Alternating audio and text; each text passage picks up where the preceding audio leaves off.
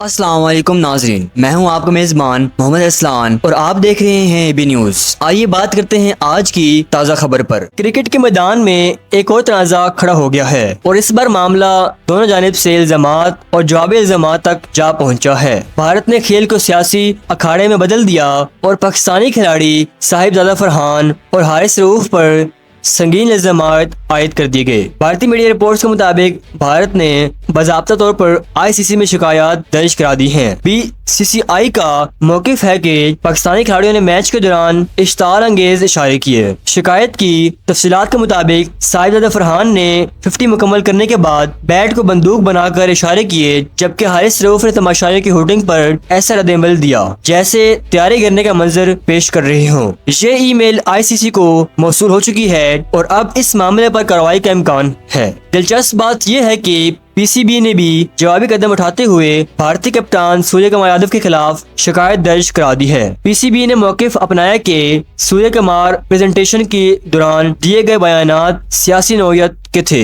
और खेल की रूह के खिलाफ थे। इस शिकायत पर भी आईसीसी ने गौर शुरू कर दिया है और ज़राए के मुताबिक पाकिस्तानी शवाहिद देखने के बाद सूर्य कुमार के खिलाफ कार्रवाई की सिफारिश कर दी गई है। मैच रेफरी रिची रिचर्डसन ने इस पूरे मामले पर सख्त नोटिस लिया है और सूर्य कुमार के रिमार्क्स को खेल की साख के खिलाफ करार दिया है। अब देखना यह है कि आईसीसी का फैसला किसके हक में आता है और क्या दोनों जानिब से खिलाड़ियों को सजा का सामना करना पड़ेगा या मामला महज वार्निंग पर खत्म हो जाएगा। ये वाकया एक बार फिर ये बहस छेड़ रहा है कि खेल को सियासत से अलग रखना कितना जरूरी है और क्या खिलाड़ियों को मैदान में अपने जज्बात पर काबू पाने के लिए मजीद सख्त ज़ाब्ते अखलाक पर अमल करना होगा। फैंस इस फैसले के इंतजार में हैं क्योंकि इसके असरात मुस्तकबिल के पाक भारत मुकाबले पर भी पड़ सकते हैं।